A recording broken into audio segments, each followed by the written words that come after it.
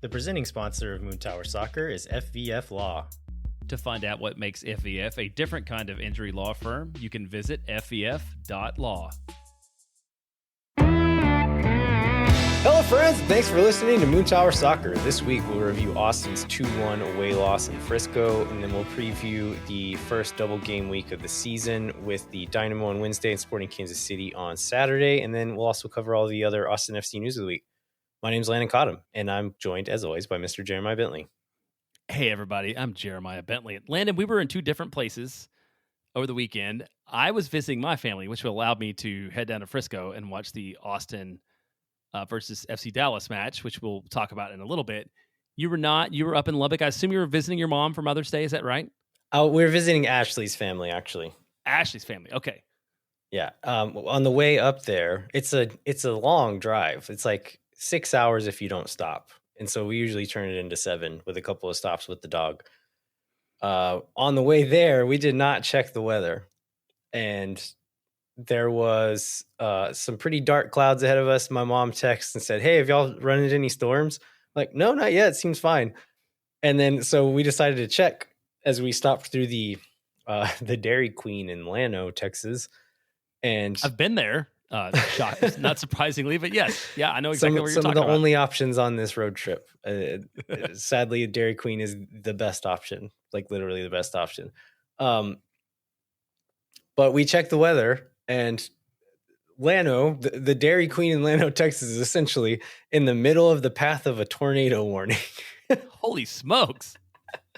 And so we're like trying to decide what to do. Like, are we going to die in this Dairy Queen, or are we going to like try to do something? And we looked at the radar, and within a couple of minutes, we're like, there's a road that goes straight west. Let's get on it, drive fast, and see if we can get around it. And we had Nick Bannon, one of our teammates. I don't remember what team he was on in the media game, the Austin FC media game, but we were listening to him on Ashley's phone, and he was talking about like, oh, it looks like there's a new storm popping up. And it just sounded like he just kept naming the towns we were driving through. Oh, no. But after a few minutes, we got out into the sunshine and we're fine. But I was white knuckling it for 20 or 30 minutes there as we were trying to drive around a tornado. Oh, my gosh. What a crazy trip. Well, hopefully it was the rest of it was less eventful. And I didn't ask about the dog. So is Tito a good traveler? Our dogs are terrible travelers and now are not allowed to go on the road with us because they just like cannot stop moving. Tito does great. He mostly just lays down and sleeps, but then every once in a while he'll do like a little sneak attack launch and just like jump into Ashley's lap from the back seat. And usually the last little stretch of a trip, she'll let him sit up there, but he knows that if he just goes fast, maybe she'll let him stay. But so that's his worst habit, but mostly he just sits there and sleeps. That's cool. That's a good boy then. Yeah, ours do not do that. And then one other thing I wanted to follow up on before we get into the news is I mentioned we were talking about maybe made up minor league baseball team names after talking about the Sod Poodles last week, and I thought maybe the Midland Rockhounds were made up. So listener Jeff Brunson assures me that that's an actual slang name for like a geologist, which makes sense around Midland. That like a rockhound is a real thing and not a Sod Poodle like made up thing. So thanks to Jeff for sending that information over and letting us know that that's not as bad as some of the other minor league baseball team names. So friend of the show, Chris Haig, recently moved to Midland because his wife is a geologist. So she's a rockhound. Chris Haig married to a rockhound? Maybe so, yeah. And he will let us know if Jeff was wrong about what Jeff thought about what, well, anyhow, there's like circles of this show, but maybe let's talk about Austin FC. Let's do it. Let's get into the story of the week. So Austin FC lost 2-1 on the road in Frisco. That drops them down to 8th place in the West. Now 4-4-4 with 15 goals for and 15 goals against. Pretty even across the board there now. Yeah, there's no better possible summary of the way this season has gone so far than to have that line be the line for the club. So where should we start here, Jeremiah? I think there's no way to start without talking about the first goal. So this is a classic Josh Wolf thing that definitely set the tone for this game, and that goals change games with Sebastian Driussi having a, I don't know, Kip Keller-esque giveaway like 5 minutes into the match. Is that fair to talk about? Fair to quantify it as? Kip Keller is a bit harsh to me, but it wasn't great. But yeah, you're absolutely right. I mean, it changed the game for sure. I think that giveaway made Austin kind of change their posture a little bit. And the second goal comes on a counter, like a counter attack and a giveaway in a bad moment, bad spot of the field with our back line pretty high, and maybe a moment when they would not have been sitting as high if it was still 0-0 or we were up a goal. And so, yeah, it definitely changed the game. Were you surprised that we didn't see much of this match uh, without that score line? But Austin's had a very consistent approach on the road, which I feel like we've talked about a little bit, and that was definitely not the way that this game was played. And if you look at the possession stats and different things like that, like it is not does not carry the typical profile of an Austin away game. Do you think that was just because of that first goal, or do you think Josh Wolf set Austin up to play in a different way from the start? No, I mean, I think like I'm guessing Josh Wolf probably told this team like be a bit conservative because it is like Dallas hasn't done that well this year, but it is still an away game. And like for whatever reason, I've never quite actually heard anybody be able to articulate why, but statistically speaking, it is clear that there is a very clear home field advantage in this league. And so when you go on the road, regardless of who the other team is, you have to be careful. And so I'm guessing Josh Wolf said, be careful defensively as we're pushing up the field with the ball. Don't overextend yourself. Try to still be a little bit more conservative as far as throwing numbers forward. But you take what the opposition gives you in Vancouver. Whenever it's a team who has certain strengths, like yeah, you're probably not going to want to push too many numbers forward in that moment. I'm guessing in this Dallas game, it's like, okay, if we get the ball and can push forward and keep the ball, let's do it. Let's not just boot it long. Let's keep the ball if we can.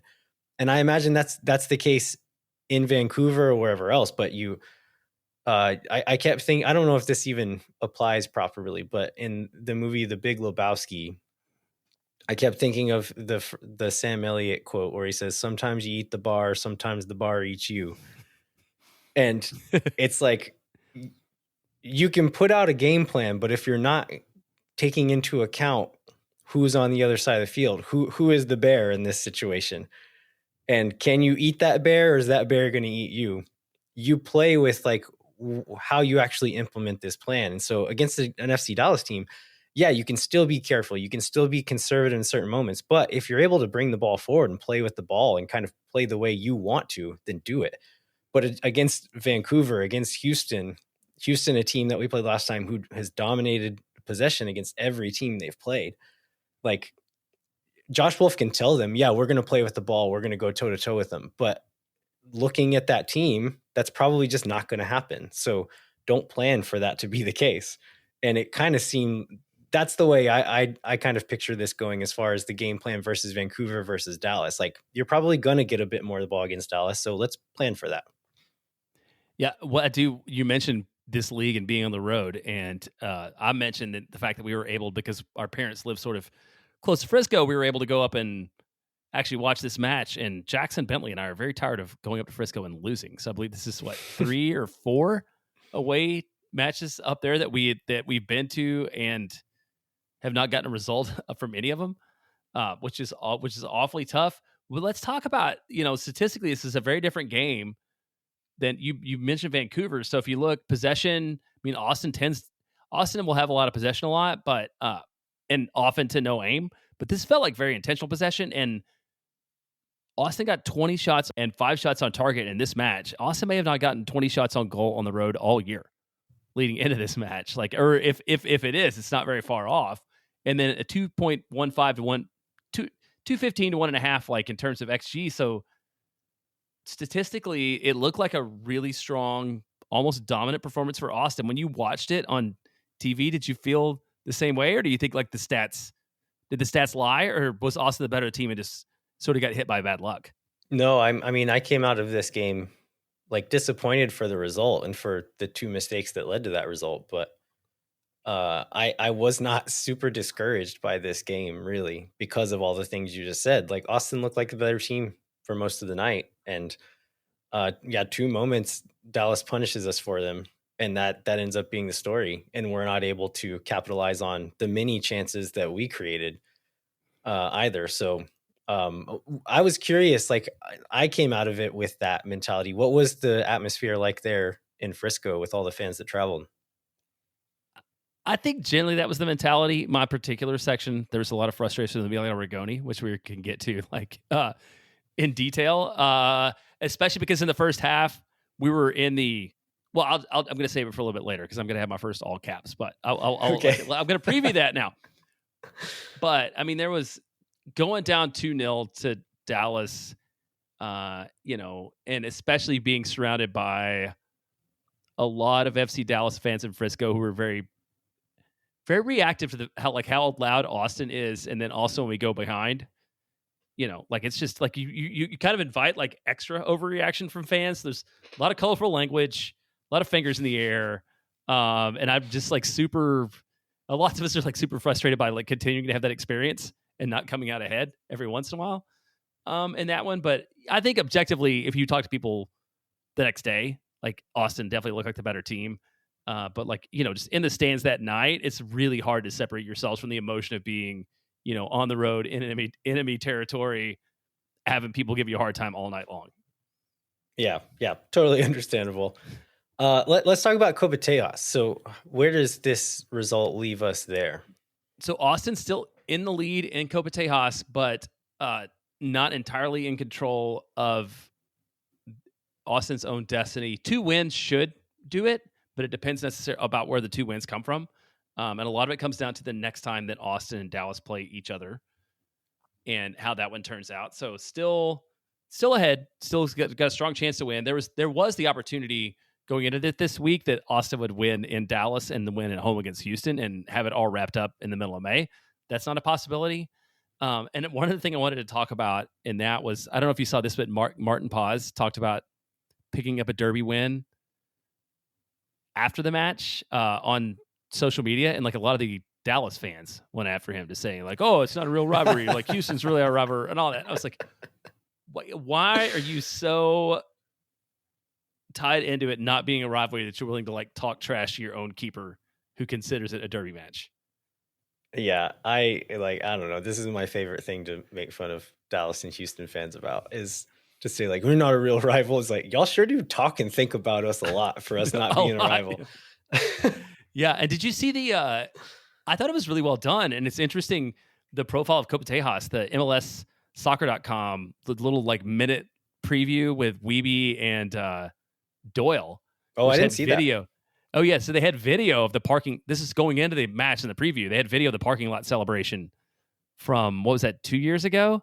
Yeah. Where the fans were out there with the Copa and the players came out and met them with the Copa. And so it was really like the league, at least, is really playing into that, which I thought was knowing the background of that trophy and how the league wasn't necessarily like bought into it a lot from the start, how much they are making a thing out of it now, like leaves me feeling pretty satisfied and believing that, yeah, it's a derby. Like they, to what you said, they wouldn't talk about it that much if they didn't care about it as much as they talk about it. Yeah, and I think Dallas and Houston people will still tell you that. What are they? Is it El Capitan? Is that the cannon? The cannon, yeah. They'll probably all tell you that that's still more important to them, and maybe that's true. But to say that Austin is not like in their minds as much or as close to as much as Houston is just like looking at the evidence of how much energy they spend online focused at Austin. It's just patently untrue that like we're different than any other team in the league aside from Houston to them. Absolutely. Yes, it was good to hear some players call out their own keeper for that. So we'll see how it turns out. Hopefully Austin will pick up a third, as the ad says, the third version of the most important trophy in all of professional sports. All right, let's take a break. We'll come back with some more analysis of this game. When no one is around.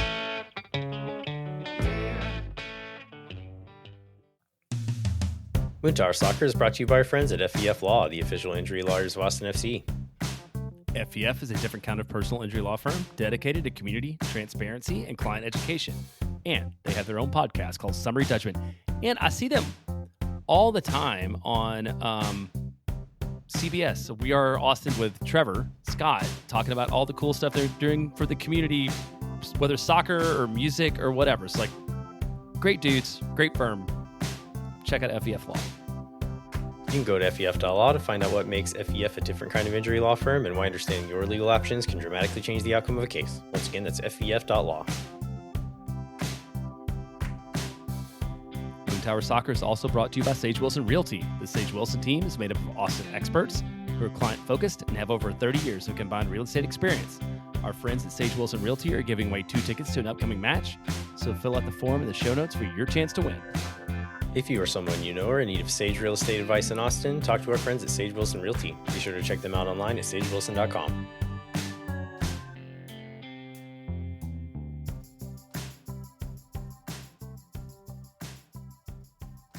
All right, we are back. Jeremiah, let's talk about what kind of the storylines were leading up to this game. Okay, I think number one was Austin is on a strong run. There was maybe in one of these like sports jinxing moments, a lot of talk about how Austin is 301 minutes without allowing a goal. There's this very specific, like Austin was 20 minutes away from breaking the record for 2024 for not allow. It's like it's a really thin line to draw, but close to doing something in terms of like shutting other teams out. So there was that. I was very much thinking about like, people are bringing this up way too much, and it feels very jinxy to me right now. Yeah. In retrospect, it absolutely was. And then we didn't even talk about the U.S. Open last week. Dallas having a U.S. Open Cup match, because I assumed they would play a bunch of like kids and nobodies, and they actually played a lot of starters in U.S. Open Cups. I think the question became like, what would FC Dallas do to react to that, and would they rotate? And they did not rotate a lot, so that turned out to be a non-factor, but it seemed like I think it would be a little bit in Austin's favor going into this match. Yeah, I think there's one starter different between those two lineups, between the Open Cup and the Austin lineup. But I mean, it was a Tuesday, so they had Tuesday to Saturday, which is a more comfortable time period to rest up. And then also, like, they don't have the luxury of rotating. Like, rotation is for winners, right? And right. They're not winning. Yeah, they weren't winning going into the week. Maybe we should we should couch that. So yeah, the lineup comes out. I don't think there are any surprises at all with Danny back and available.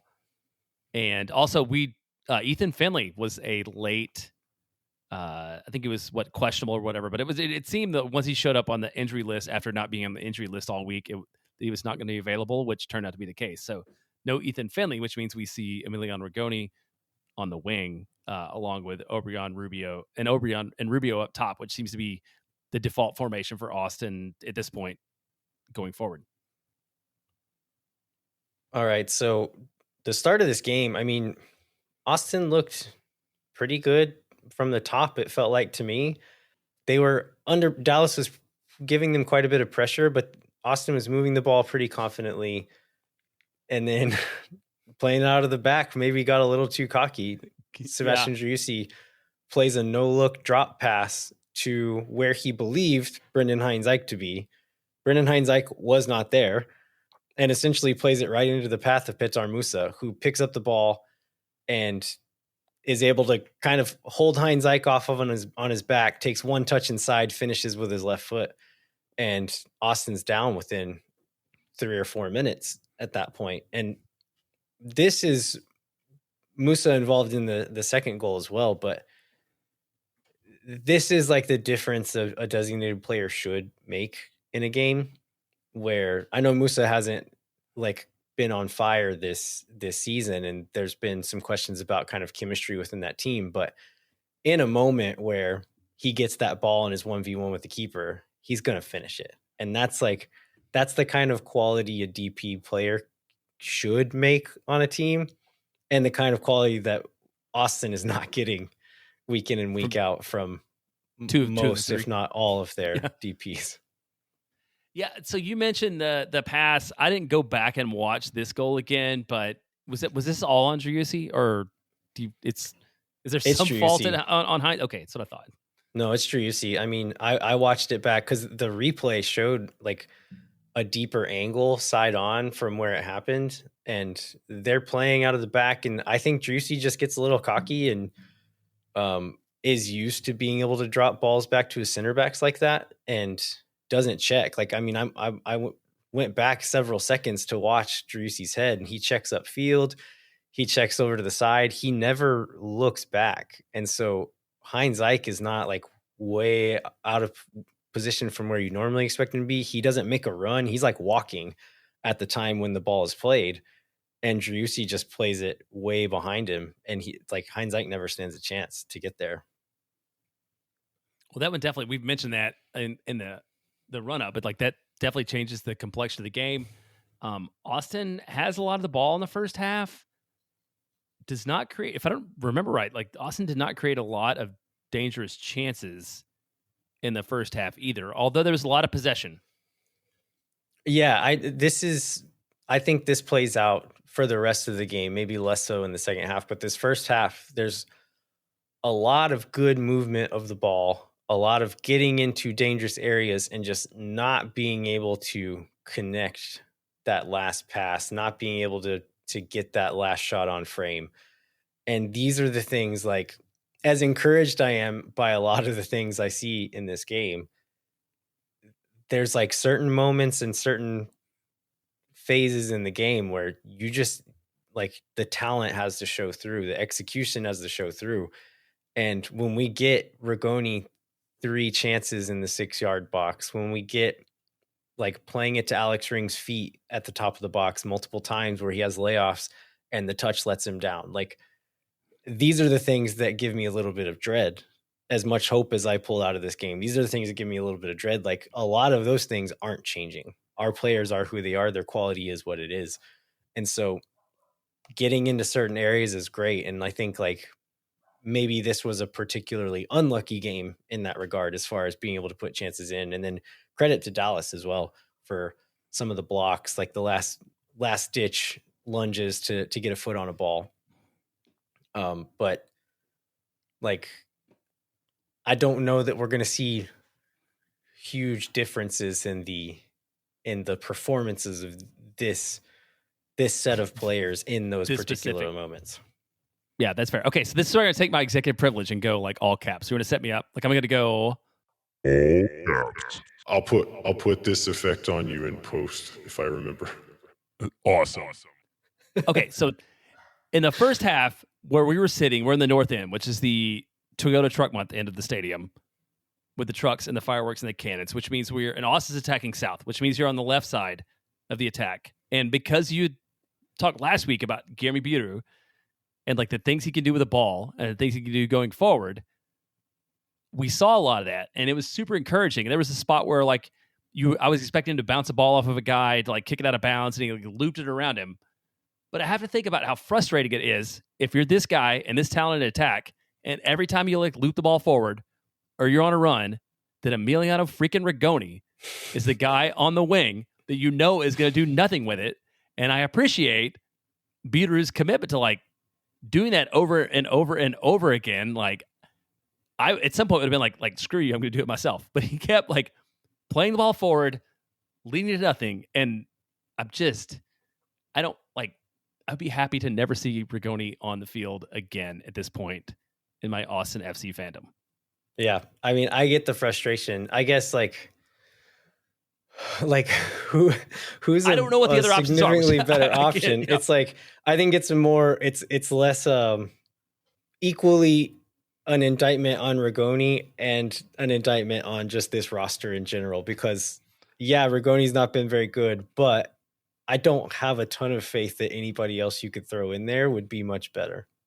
Especially when Finley's unavailable to go at all. Like I could see some combination of Owen and Finley on the wing over the course of 90 minutes are better than having Rigoni out there. But when you don't have that choice from one of them, and when Alex Ring has as bad of, which you talked about, has as bad of a game as he does, and you kind of need Wolf to maybe be like an attacking threat in the midfield, like then yeah, there are not a lot of options. But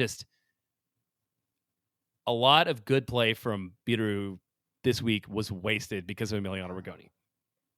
Yeah, I thought Biru was really good.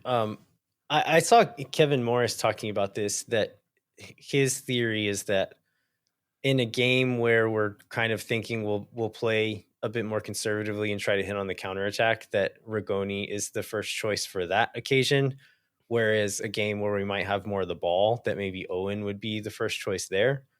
I think that sounds plausible. And so in this game where that was maybe kind of the plan, to like be a bit more conservative, play a bit more vertically when we have the ball, or try to break in transition at times, that Rigoni is the option there.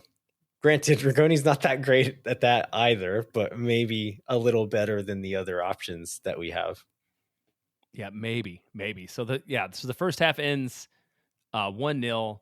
The second half, let's talk about this second goal, because you mentioned this, that like both these goals a little bit came against the run of form, because Austin was the better team all night and made two huge mistakes, and in both those sets of mistakes, Dallas was able to capitalize and lead to a goal. So let's talk about this Jesus Ferreira goal, who I've kind of grown to hate now too, just because he scares me every time he's on the ball, knowing how fragile Austin's defensive form can be. Yeah, I've been there with Ferreira for a while now. So yeah, this one starts with Danny Pereira playing a pass to Obrian. Obrian had kind of checked to the ball in the inside channel. Pereira splits the line and finds him. Obrian doesn't feel pressure on his back. He's kind of surrounded by multiple players and takes one too many touches on the ball, gets the ball taken from him. I think they find Patrickson Delgado, who finds Petar Musa, and then Musa plays a really nice through ball on the ground to Ferreira to run onto, and then he's 1v1 with Stuver in a bunch of space. And I'd put lots of money on Ferreira in that situation, right? So I was hoping in real time, I was hoping for an offside check there. You guys probably had, that was on your end of the field, right? It was the second half, so it was the other way. It was the other way. Okay. So I was hoping for an offside check. Yeah, they're playing at the other end. Yeah, they're playing at the other end in the second half. But then they showed one replay on the broadcast, and I was like, I don't think there's any chance he's offside there. And I couldn't tell who kept him on. It looked like probably Biru kept him on, and then maybe Cascante also. But just a few seconds before this, Biru's asking for a sub and pointing at his leg. You can see this on the broadcast. And then as he starts to give chase to Ferreira, he pulls up and just stops sprinting. And I don't know that he would have Ferreira's fast. He's got wheels. So I don't know that Biru would have been able to do anything about it if he were healthy, but not an ideal moment for a guy to pull up lame as soon as they're springing a counterattack. But I mean, I think one of the, again, talking about like FC Dallas finished with, I think depending on whose model you look at, it was like 1.4 to 1.6 XG. Almost all, like well over half. I don't remember the exact numbers, but most of it comes from those two goals where you've got their two best finishers one-on-one with the keeper. One-on-one in space, yeah. And yeah, so that's interesting. I just went back and watched the replay of this like right before we started recording, and one thing I noticed is like a couple of the Austin guys didn't look, they were running very hard, but I didn't notice the Biru thing, so that makes sense. Like he was probably one of them, and then I feel like Cascante was maybe pulling for a offside flag and wasn't sprinting. I mean, he was sprinting at him. He was pretty far behind anyway, and I think he was just beat. Yeah, he wasn't going to get there. Yeah, but it felt like Ferreira slowed down and the Austin guys slowed down at the same time. But it makes sense if Biru was also not able to run. That's why he was reacting the way he was.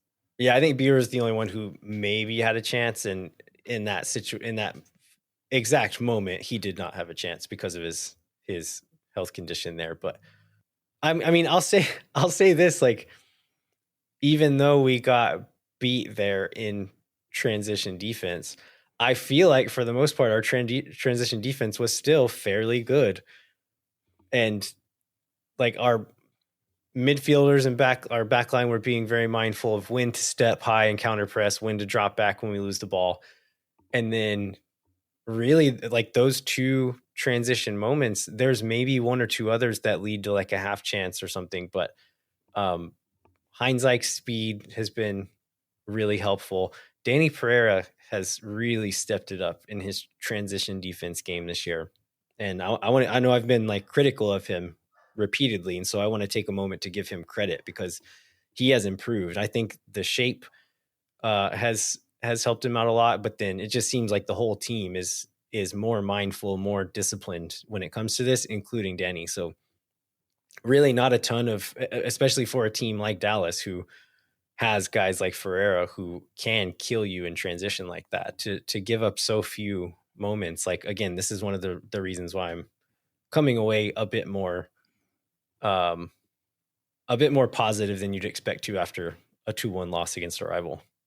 Yeah, and this is one of the things that I was surprised by when looking at just the stats and what I saw on the field. It's like I feel like Danny was really the engine of Austin, and the engine of Austin being the better team on the night. And then if you look at like his rating from whatever website you go to, and maybe it's because he got a yellow card, but he like does not rate out that high. But I feel like he was a big part of what Austin was able to effectively do, even if it didn't like lead to the outcome on the score sheet that way. So then after that goal, John Kolnich comes on, which is not surprising, pretty much immediately as soon as the goal's over. I don't remember what moment this is, but Austin was attacking Arian in the second half, and there's a play where there's a corner on the left side, and Rigoni comes over to take it, and John just like waves him off. And he's like, "No, you go. You take your big head and inability to kick the ball toward any direction out of here." And so like John just took it. So glad to see him do that. I don't know if he had like an amazing performance, but he wasn't awful. Kolnich was better than, I mean, I've been pretty down on his last few performances. I think he was still a significant downgrade from what Beer is doing, because I thought Beer was maybe one of the best players on the field for us that night.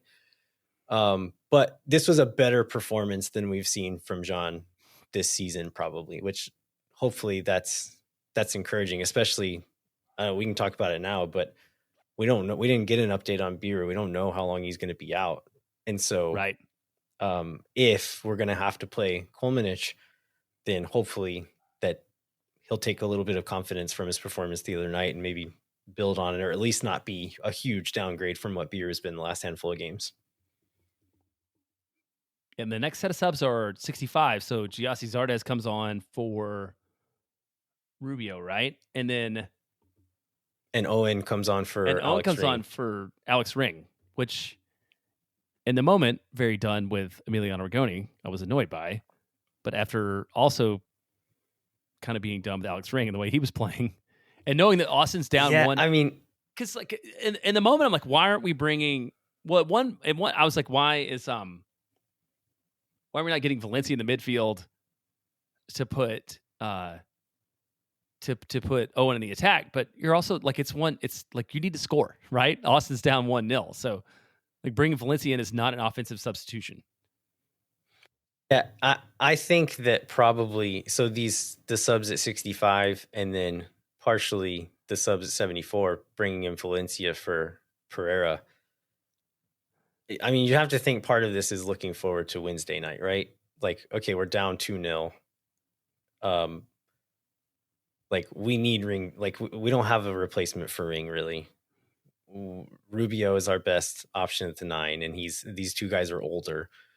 And then Danny missed a week, and like I don't think making that swap makes us a better attacking team. And so that's kind of what I'm reading into this, is that like, okay, we're down 2-0. We'll throw these guys on, see what they can do, but a little bit of an eye towards Wednesday against Houston with those subs. Yeah, and you have to think that Danny being on a yellow factored into that somewhat too. To looking toward the future and making sure he's available. Because like if he picks up a second yellow and not available, like that's kind of a mess. So then, yeah, so at 74, it's Valencia and CJ Fodre for Obrian, which is probably fine because like Obrian seemed he had like run himself out of whatever effectiveness he had at that point in the match. And then Owen at 80, like 82, 83, picks up the penalty kick. Yeah. So this comes penalty. Yeah. Yeah, draws the foul in the box for the penalty. This comes after, so Austin had a corner kick. It doesn't lead to anything, and then they counter press and win the ball back, and the ball ends up with Driussi wide right, and it's still kind of a scramble in the box, and Owen makes this kind of sneaky near side run in behind in the box, and Driussi plays him, and Emma Tumasi was there, and he winds up to clear the ball, and as his legs coming forward, Owen sneaks into that space in between him and the ball, and Tumasi bundles into Owen before he even realizes he's there. And I thought it was so funny. Tumasi's yelling, "I didn't touch him. I didn't touch," just over and over and over. And I think there's probably a little bit like Owen knew it was coming and felt it and went down, because it didn't look like it was a super aggressive contact there. But I mean, it's one of those you have to give it 10 times out of 10. Like, that's always going to be a pin. Yeah, it has to be. And do you think you kind of hinted at this, but like that's part of why Owen was there, right? Like, is this a crafty veteran play from a 19 or 20-year-old to draw that foul? I think so. Like Owen, again, I've said this a lot about him. Just like whenever he's just let loose and just like, go play, Owen. Like, I feel like that's when he's at his best. And in this game, like I thought, I mean, he wasn't spectacular or anything, but some really good defensive moments in transition, chasing guys down, drew a foul. Maybe did he get a yellow? He probably deserved a yellow. I don't know if he ended up getting one, but he did not. Just like had some good moments, and then that moment alone was really useful as well. So I thought he was decent. We'll get into some other player performances after, but it draws the pin. Driussi steps up, and I don't get nervous about Driussi taking penalties. I don't either, and I think I just saw he's 9 for 9. I think if that's right, it's his career. So he just scored his 100th career goal overall. This was his 100th career goal. I think it's like 40 or 41 in Austin, and I believe that he's 9 for 9 on PKs, and it's just never a doubt, even if it's. I don't know how often the keeper guesses right, but I feel like from the spot, like even if you guess correctly, he's still probably going to score. He hits it so hard. I think that's probably part of why I don't get nervous, primarily because of his record. He just doesn't miss. But the guys who do the little stutter steps and the big jump, like whenever you do that, you're making a decision to read the keeper, and you're taking power away from yourself by doing that jump. You can't hit the ball as hard when you do that. And so if you read it right, I think your percentage goes up. But if the keeper like essentially plays the game of chicken with you and doesn't show his hand, then you're at a disadvantage. And Driussi just like, no. None of that. I'm just going to blast it. I'm just going to hit as hard as I can at the corner of the net. And like, that's what's going to happen. And if you guess that way, good luck stopping this. Yeah, he did so good. I think it was it's a little bit right after that. I think Owen ends up going down for a second, and everybody's like, "Okay, get up." Like we need time. And Austin has beyond that. There's a few more attempts. Driussi had another shot. I think it was blocked. CJ gets an attempt. I thought CJ came in at 74 and looked pretty good in his limited amount of minutes. Pretty good. This is what they needed him to do. You need him to like run forward and be like a big, fast threat and attack. And they didn't need a whole lot else out of him in that moment. And I feel like he did a really good job of that. Yeah, I really like CJ. Like in that game state, I think that's perfect for him because his speed, his athleticism, his size is good. Not for a second team player, it's good for an MLS player. I think there's different game states or different opponents where he's probably not the best fit, and I think that's probably why we haven't seen more of him. But in this moment, like this is where he's going to be good, like run in behind. And I thought Colemanich did a good job of finding him in behind a few times. And like, yeah, those are his strengths. But yeah, he does find the ball in the back end, and somebody dives in and is able to block it at the last second. But yeah, that was one of the chances. There was another chance. This is earlier on, but the Driussi Rabona cross. Did you clock that in the stadium? I didn't even notice that in the stadium. No.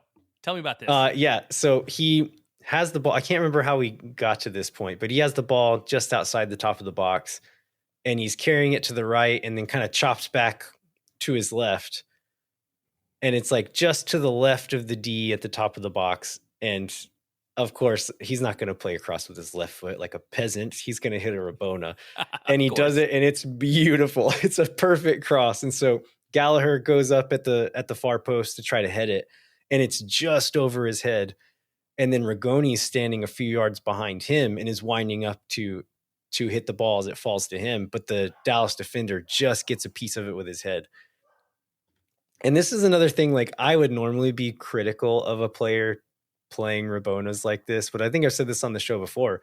As long as he keeps playing like accurate passes with it, whatever, man, do whatever you want. Like as long as it's a good pass, I don't care how you hit it. Yeah, and this is another match where despite what happened early on, there's no doubt that he's like the best player on the field. When he get to the ball, when he like it's, and even with Ferreira on the other side, just the things he can do all across the entire length of the field are just like stuff that almost nobody else in this league can do. And it's like the most encouraging thing out of this for Austin fans is just like seeing him continue to do this. And you feel like, okay, well, he'll like at home on Wednesday, the little bit that 2022 magic like seems to be there in some way. And so we hopefully will be able to get more of that. So Austin gets that goal and then keeps Dallas under pressure for the remaining bits of the game, but all of it comes to naught. Game ends 2-1. And Austin FC continues their non-winning streak in Frisco. Again, super annoying. I'd forgotten that I was thinking that we've gone to 6 away games and lost all 6. And then this Gabriel, who looks a lot like me and is often confused for me. Yeah. We were standing next to each other during the whole second half and watched the game together. And he pointed out that the game in Houston where Brad Stuver injured himself, we actually won. So I'm 1 win and 5 losses in going to Dallas and Houston matches with Jackson. Oh, we lost that game in Nashville that we went to also, right? Yeah. So since I went to that first Colorado, the Rapids match was Austin's first ever win. Like it's kind of been a mess since then. I think I have a better record than you, so maybe you should stop traveling. I should travel more. Maybe so. Let's go back through and maybe talk about some other moments and player highlights. Where do you want to start there? Well, I wanted to talk about John Gallagher because I feel like he puts in strong shifts, but I don't feel like he sees a lot of the ball. Like, I don't know. I just feel like he's not super involved with the way Austin plays, especially. They didn't play up his side a lot, but when he's called on in defense or in attack, like he seems to always do his part. Yeah, I mean, he put in a good shift. He got beat up in this game too. He drew a foul from Nsabelang on the sideline that should have been a yellow card. I don't think they gave him one, but he took some hard knocks. And like, I mean, this has always been my assessment of Gallagher is he is very much a hammer and not a scalpel. And this is why, like I've said, people saying like, once we get another fullback, we can play Gallagher on the wing. And it's like, he's not an upgrade on the wing for that fact. Like he's not a finesse player. He's not like the detailed possession player that we need going forward. But in these moments where he has that momentum behind him, has some speed behind him, has the defense having to react to him already in motion, he is dangerous. And then just his speed and tenacity in defense is always helpful. And so regardless of how talented he is with the ball or how talented I believe he is with the ball, like he still always brings those other things. And like he'll always be a valuable player for that reason. Yeah. And another guy, so Giassi comes in and plays about 30 minutes by the time that he subs in. Tried to dribble once, and even Jackson Bentley's like, "Don't do that. Like you can't dribble. You played in this league long enough, though. You can't dribble." I know the one you're talking about. He takes like a big touch towards the sideline and starts running at it like he believed he was going to get there. And I'm like, Jossie, buddy, like you knew you weren't going to get to that one. We all know that. So, I mean, I don't know what to do at this point with him. We talked about possible buyout candidates like last week, and I didn't bring him up, but I wonder if at some point, if there's like some serviceable, not $1 million forward in the world, like, is that an option that Austin would choose to exercise?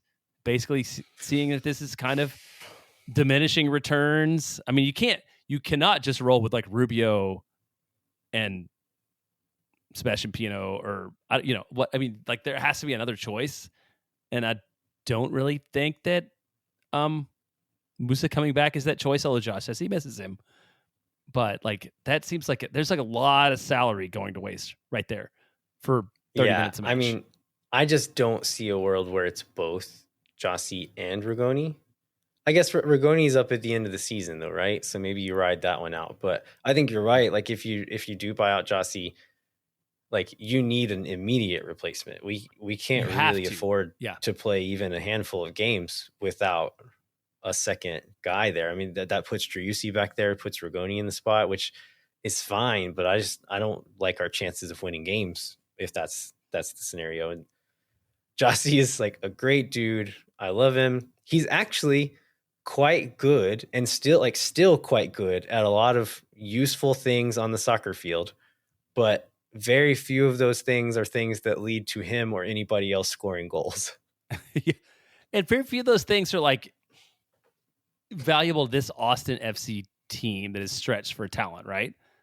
Like if he's playing for LAFC and you need to throw somebody on late to score a butt goal, like he's great at that, right? I mean, it's just for this club, that's not a lot of useful skills. Who have we not talked about? Do you have any notes on anybody else? I wanted to take a moment to maybe defend Alex Ring a little bit. We kind of went after him kind of hard there for a second. I thought Alex Ring positionally, like the mental part of the game, I thought Alex Ring was excellent. His movement, his spacing, his like, there are several moments where there is these like very clear, like vertical progressive passing patterns. And Ring was one of the best ones at doing it, where Ring or Danny or Driussi would receive the ball in between lines. They would turn immediately and they would check their vertical channels and either try to play, like Rubio would kind of drop in and they'd either look to play to his feet or they'd play a diagonal to the winger who was running vertically. And Alex Ring several times would drop into space, receive, turn, play that ball immediately. And in those ways, he was really good. But once we get into the box, like that final third, and there's a hard ball into his feet, and it's like when you see Columbus play like that, like it's 1, 2, 3, shot goes. And whenever we do it, it's just like the quality's not there to be able to pull those things off. And so we need 10 chances to get one decent shot away.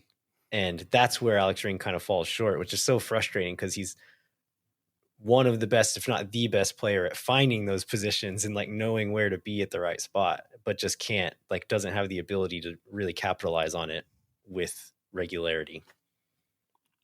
One other guy I wanted to say good things about, and you touched on this, but I don't think we've given him enough credit because he's a little bit like Alex Ring in the first year, where he's just there. It's like Brendan Heinzike, which I believe, I was looking at this, I think in terms of sprint speed, he's like the third fastest player on the team. Oh, wow. Center back. So after Obrian, and I think Galler has the second fastest like dead sprint in a match. I think it's Heinzike. For a guy that was like a late acquisition, I don't know if any of us expected him to be a nailed-on starter. Like he is so steady and reliable. Never worry about the ball when it's at his feet. I think he did the media appearance this week, and he talked about like why he chose Austin, and he like checked in the technical staff first, and he seems to have like become sort of an instant leader. I can't say enough good things about this guy, and I hope that he sticks around for a while for Austin. Yeah, on a similar note, you just reminded me of this, but I can't remember who posted it. Maybe Rubio. One of the players posted a photo of him. It was like most of the South American players all in the hotel room in Frisco hanging out together. And I was just like looking across that photo and just like what a solid group of dudes. And I'm just like really grateful for like a young guy like Danny, who like Danny is great, but he's got a bit of a reputation of being a little bit of a knucklehead. And to have guys like Rubio and Cascante and like these veterans who are like just like true professionals, regardless of what you think about their quality in the field, the way that they approach their job is extremely professional. They seem to be really like thoughtful, smart, good dudes. And to have that kind of influence for the younger players, the Spanish speaking players or the English speaking players, regardless, like any young player, to have those guys around as role models is really good. And I just think like vibes wise on the team, we seem to be in a much better space than we were at any point last season. Yeah, I think it's very fair. I think it's where I believe that what we hoped that Austin would do this year is sort of tread water until the summer came and there was one or two impact players. And I feel like this sort of the vibes right now are allowing this team, although like they're not at the top of the table, to be greater than the sum of its parts because they fit in well together.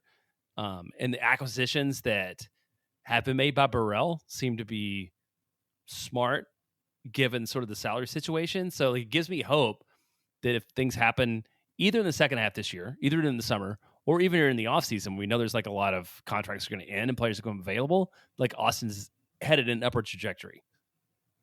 Yeah, absolutely. Any other thoughts on this game or any of the players? No, let's take a break before we say something bad or mean about somebody. I feel like we're in a really good spot especially considering we just came out of a loss. So let's take a break and cover some other news and do the preview. Let's do it. Moon Tower Soccer is brought to you by our premier sponsor, McGuire Woods Consulting. McGuire Woods Consulting helps clients in the public affairs space from lobbying at the local, statewide, and federal levels to digital and communication campaigns across the country. McGuire Woods Consulting has offices in 10 MLS cities, but only advertises on this podcast because it's the home of the two-time reigning Copa Tejas champions. Contact our friends at McGuire Woods Consulting at mwcllc.com for more information. Amplify Credit Union is a member-owned financial cooperative that served the needs of Central Texans for over 5 decades. As a credit union, Amplify has no shareholders or parent companies. That means more of your money stays in the community.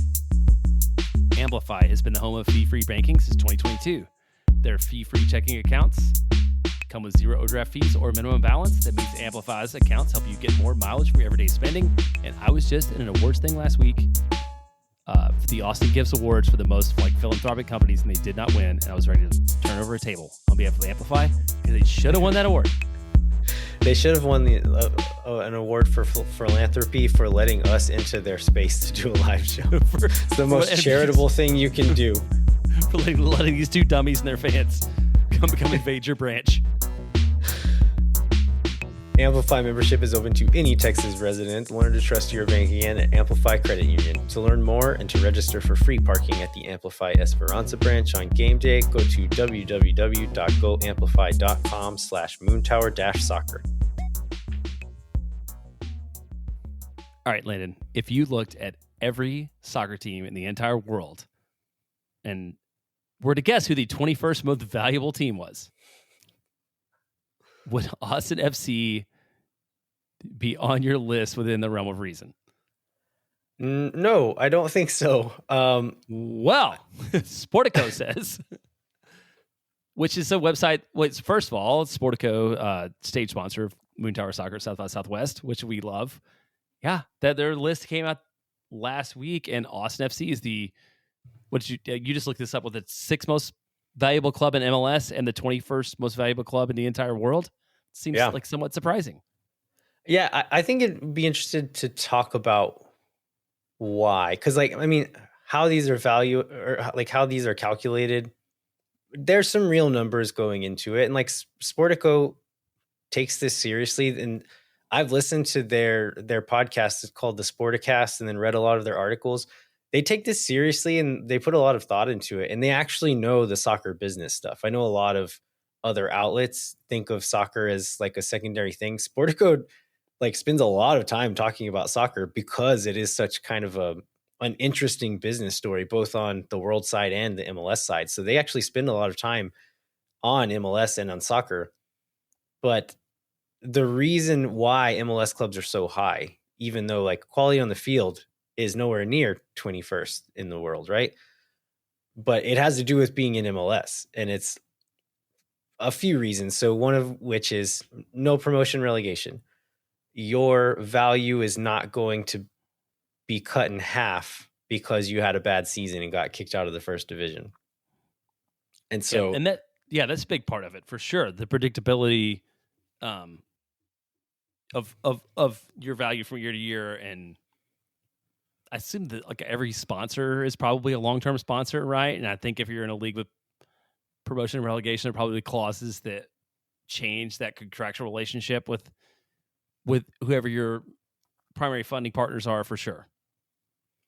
I think the other things are low cost inputs. So they're spending much less money on these teams to operate these teams than any of these European clubs are.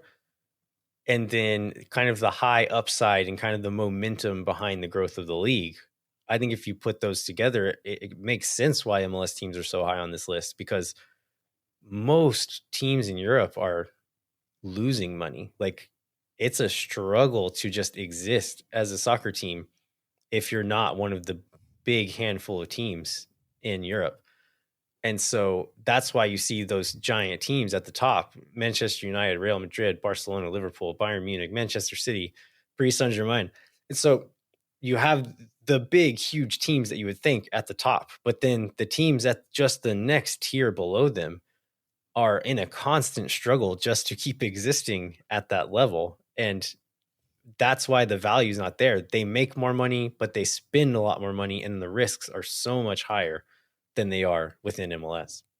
Yeah, for sure. That's a story that's been told time and time again in the Premier League, and which I'm most familiar with, like in the League and others, is these teams that sort of get out ahead of their ability on the field, or have a bad run of form or whatever, and they spent like a bunch of money, and then they get relegated and the rug is pulled out from underneath them. And because their like salary budget is so high and their revenues have gone down so much, like it's sort of a double whammy in terms of what happens to the club. So I mean, I guess so. That's all. I mean, it's great. Like it's as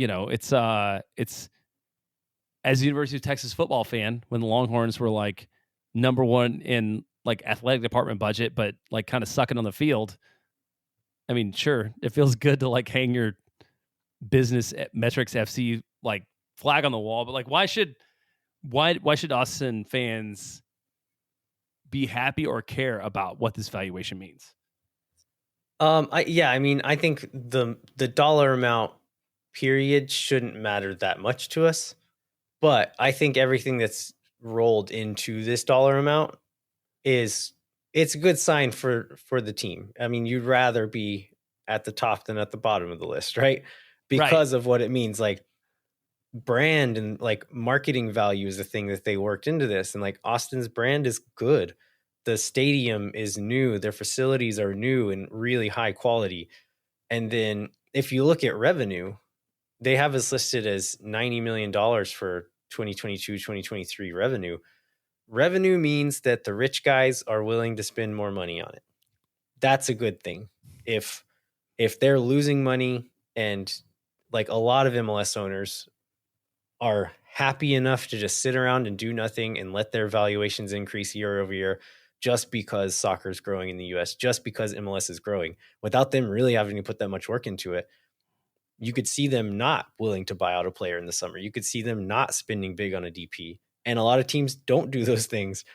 But if Austin FC is earning money, like they're not just breaking even, they're making money off of it. When it comes time to spend that transfer fee, when it comes time to buy out that player, they're going to be much more likely to do those things because this is a money-making venture for them. Yeah, and I think to back that up, like Austin's problem has not been the lack of interest in spending money. Austin's problem has been spending money not in a smart way. So like, there's no reason to believe that like the overall philosophy is going to change, and like Austin will hopefully get better at doing it with the limited evidence we've seen so far from what Burrell has done. Like, it seems like that's more likely to happen sooner rather than later, which I leads us want to to take a moment to Okay, plug. go ahead. So we've got our South by Southwest event that we did on Sportico stage is up on YouTube right now. We also have the live show we did at Turnstile, which I finally made time to edit, and I'm going to post that to Patreon Oh, cool. this week. So we started both of those sessions with a similar premise, but kind of went in pretty different directions once we got started. Totally. So if you've already watched the Sportico thing, Patreon folks, I think it's still well worth listening to the other one. We kind of go in different directions. One of those directions we go on is talking about like specific big players that we want to come in. And this leads us to this Tom Bogert article that he wrote for The Athletic, where he's talking about big European names who are out of contract this summer and which MLS teams he thinks they kind of fit with. Yeah, I guess the number one is Olivier Giroud, which we found out today is officially going to LAFC. So that was not a surprise. Let's talk about the guys he's connected to Austin, possibly connected to Austin. I guess not connected. The guys he says would make sense to come to Austin. Right. Yeah. This is not, and he says this in the article, this is not Bogert saying he's heard anything that these guys are coming to Austin. He's just saying, theoretically, this would be a good fit. And I like Bogert. I usually don't have much to complain or quibble with on his work, but I'm going to on this one. So cool. The two players that he listed Austin as a good fit for are Sergio Ramos and Real Madrid's Nacho, both center backs. I understand how he gets to that point, like what logic he used to get there. But if you really take a look at Austin's roster build right now, spending a big salary or even a DP salary on a center back would be super stupid, in my opinion. Yeah, I don't have any quibble with that. And if you look at, especially if you look at Austin's needs and the fact that two of Austin's highest paid players are center backs, are both also not first choice center backs for Austin, it makes even less sense. Man, I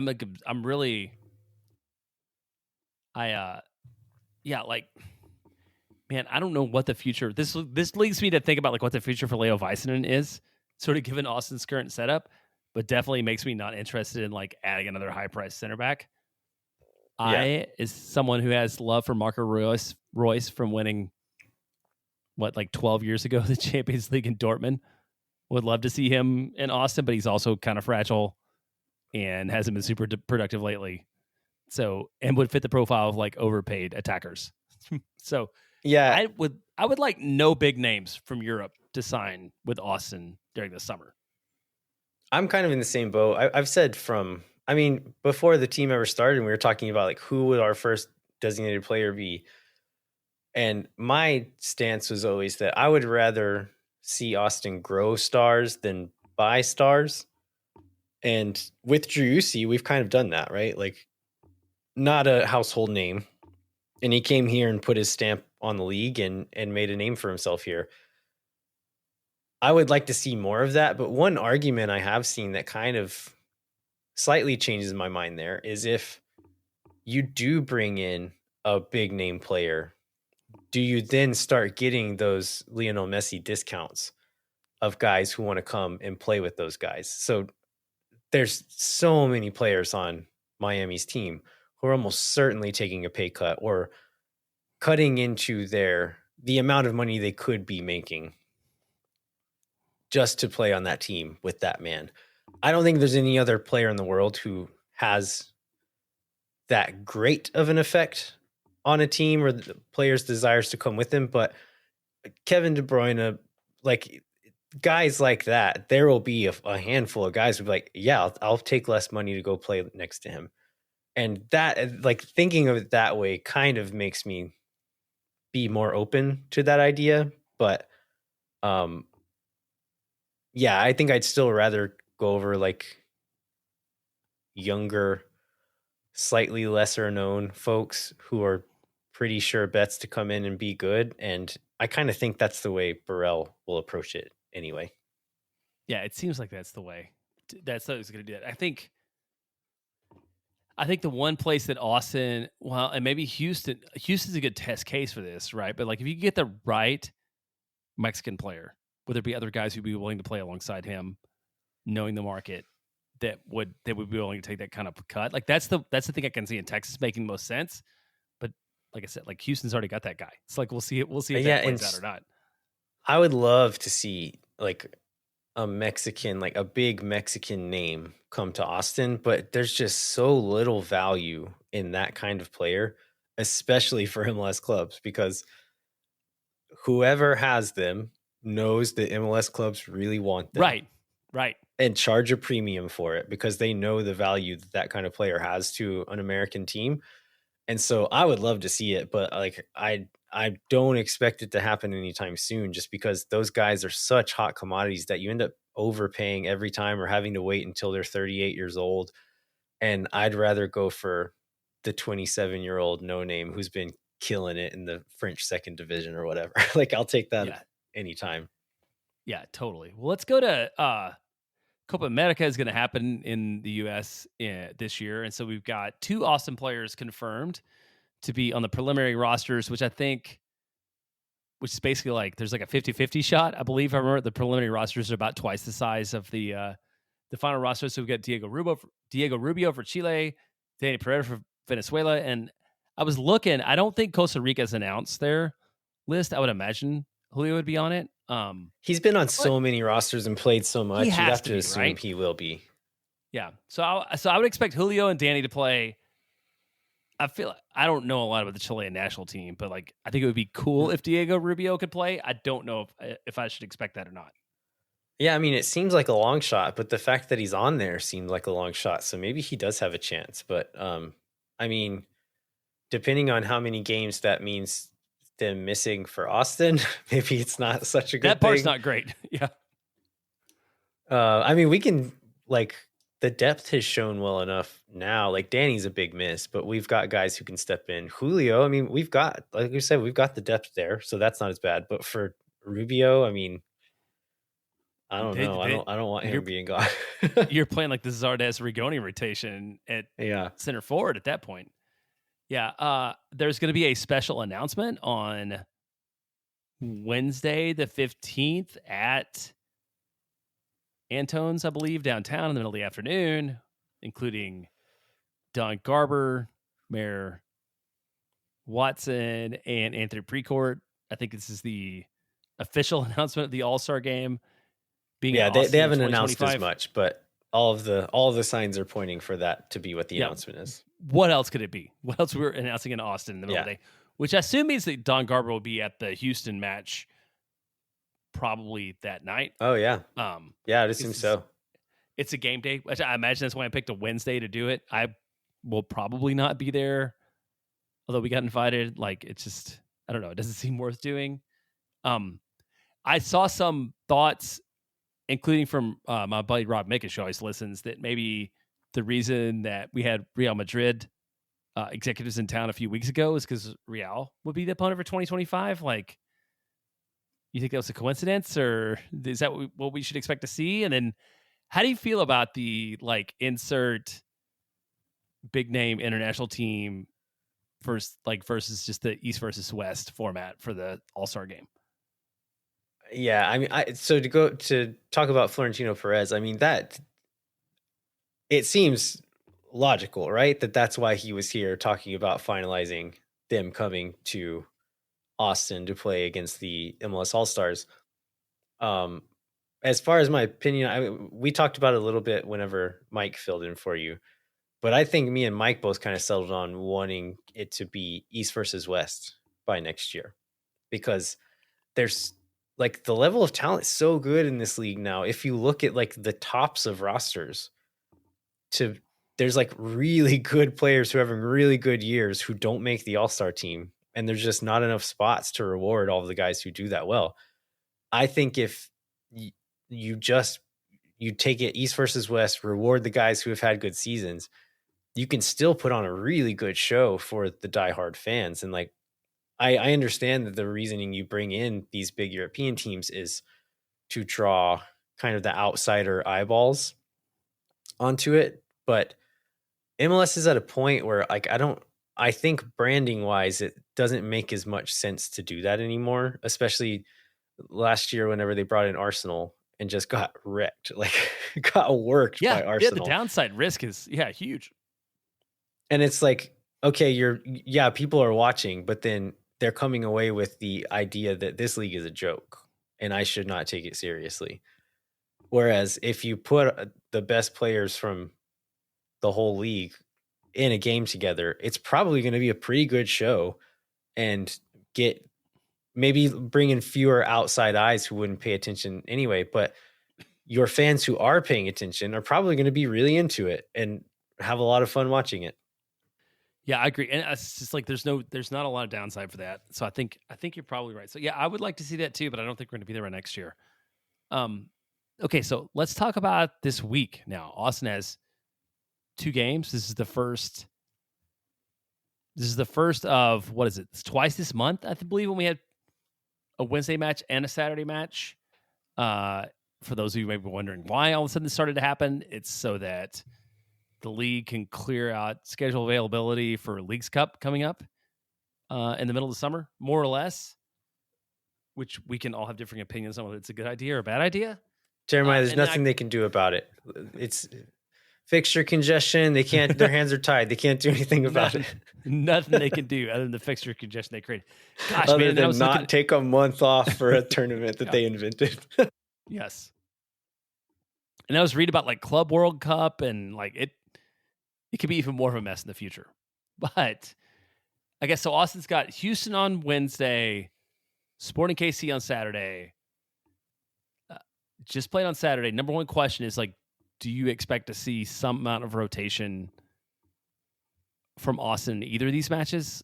Or is it more of a, like we talked about, maybe it's more sort of like a minute load management versus wholesale rotation? I think that's probably going to be more the case. I think in last week's media availability, Josh kind of hinted at that we're going to take it one game at a time is the way he kept phrasing it.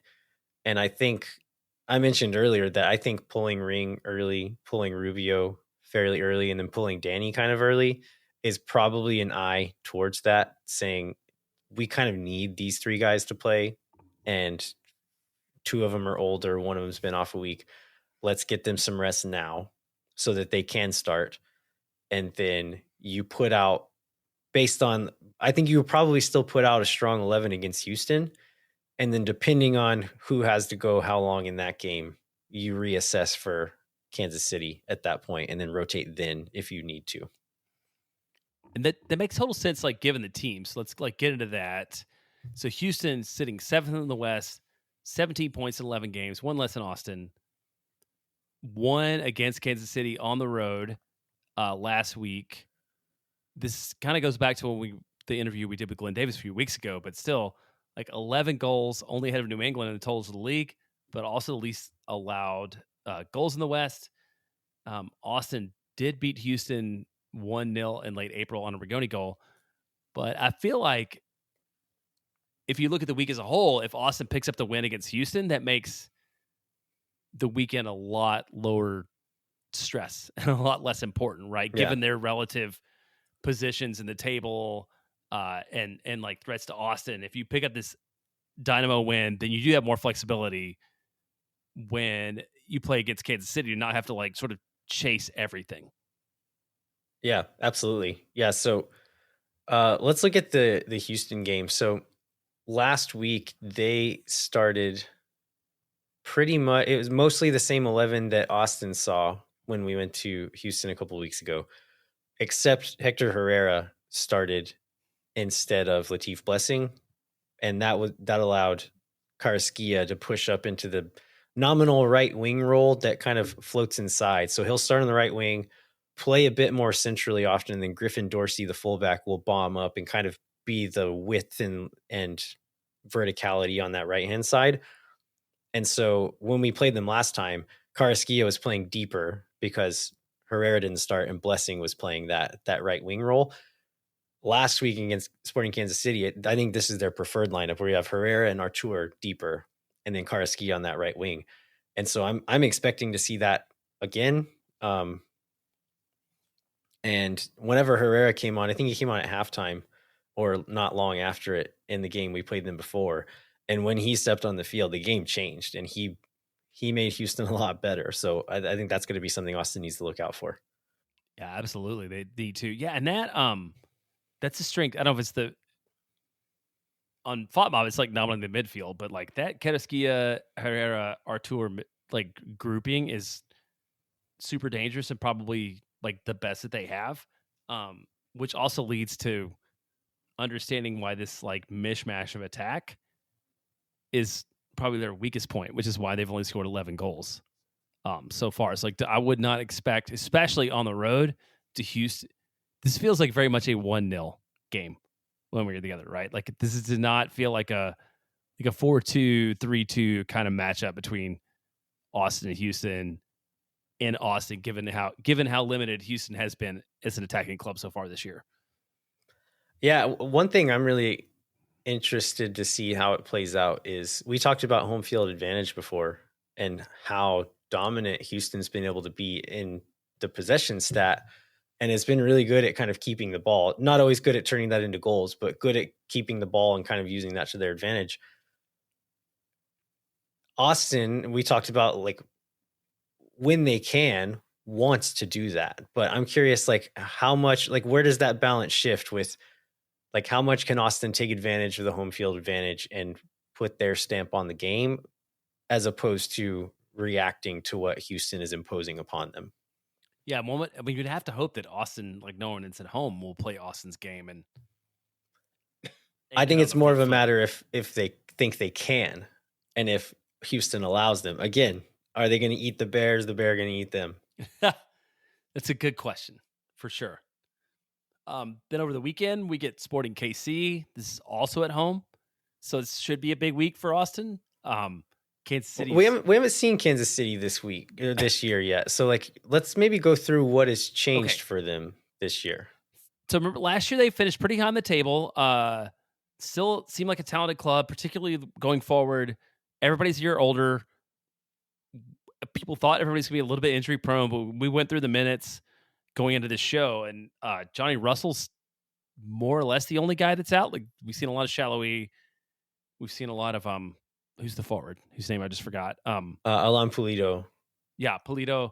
So talent wise, like it seems pretty in line with last year. A lot of pundits had them predicted to finish in the top half of the table, right? Another 12th in the West. Just haven't put it together, and a lot of it's been on the defensive side of the ball.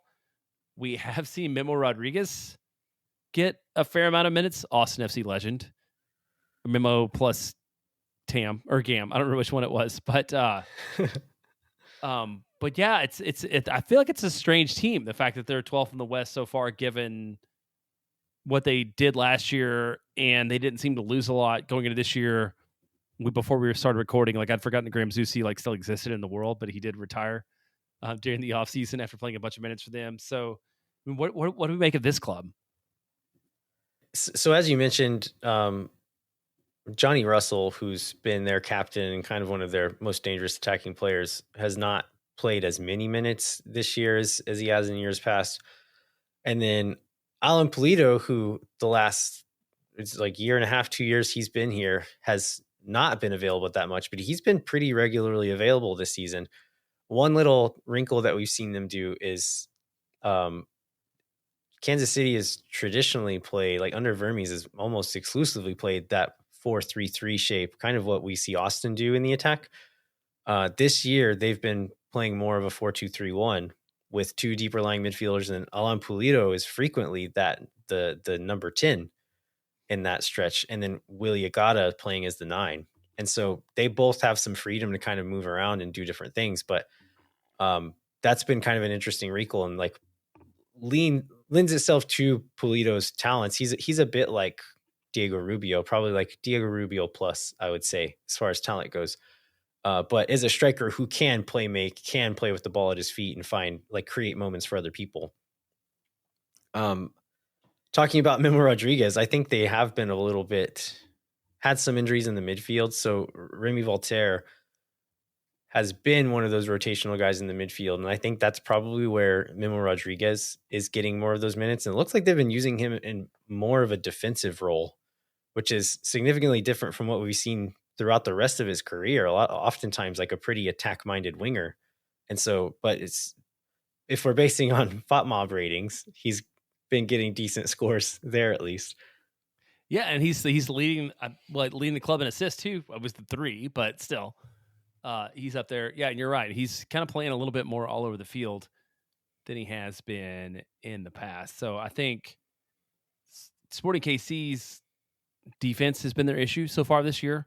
So maybe as opposed to the Houston match, we may see a little bit more of a high-scoring match, and they will come in sort of fully rested because like KC does not have a midweek game unlike Austin. So that game against Houston over the weekend is the most recent match that they will have. So it seems like it's the kind of game that Austin should win at home if Austin's going to be competitive anyway for the playoffs. But like Sporting KC has never been very easy, so it's not a team to overlook at all.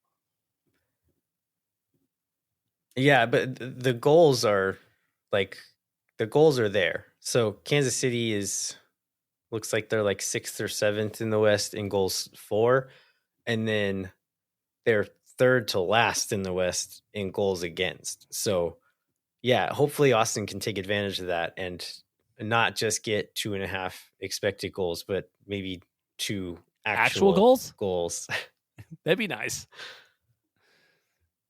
Although if you listen to MLS pundits, sometimes it seems like expected goals are all that they care about. That's right. Just never overperform expected goals, and nobody will give you a hard time. Anything else on this? I guess one question I had, I think before the month of May started, we had the discussion of how many points would be good for the month of May. I'm going to guess I said 8. I don't remember. I think we settled on 8. Okay. Are we gonna do this? Let's see. Where are we at now? Have we played 2 games this month so far? We've got 1 through 2 matches. Yeah.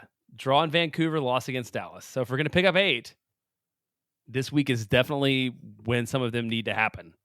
Right. Because when you're at home. And when we're at home, yeah, because then there's San Jose and Portland to close out the month. One of those on the road. So to make it a successful month, Austin definitely needs to pick up some points this week. Preferably at least 4. All right. Anything else before we wrap up? Now let's wrap it up. All right. We'd like to remind you to rate, review, and subscribe wherever you get your podcasts. Join the Patreon. I think we're going to give it 1 or 2 more weeks, depending on when Jeremiah and I can get together and actually ship this stuff out. But get in on this first shipping, because once again, you'll be at the mercy of my poor organizational administrative skills after that point. As if you're in now, we'll definitely send it out with that first batch. Check out Phil West's Substack, VerdeAllDay.substack.com. And I think that's all. Thanks so much for listening. Next week, we'll be back with a review of both the Houston and Sporting KC game and a preview of the San Jose match. And then we'll also cover all of the other Austin FC news of the week. Until then, I'm Landon Cottom. I'm Jeremiah Bentley. We'll catch you next time. When no one is around.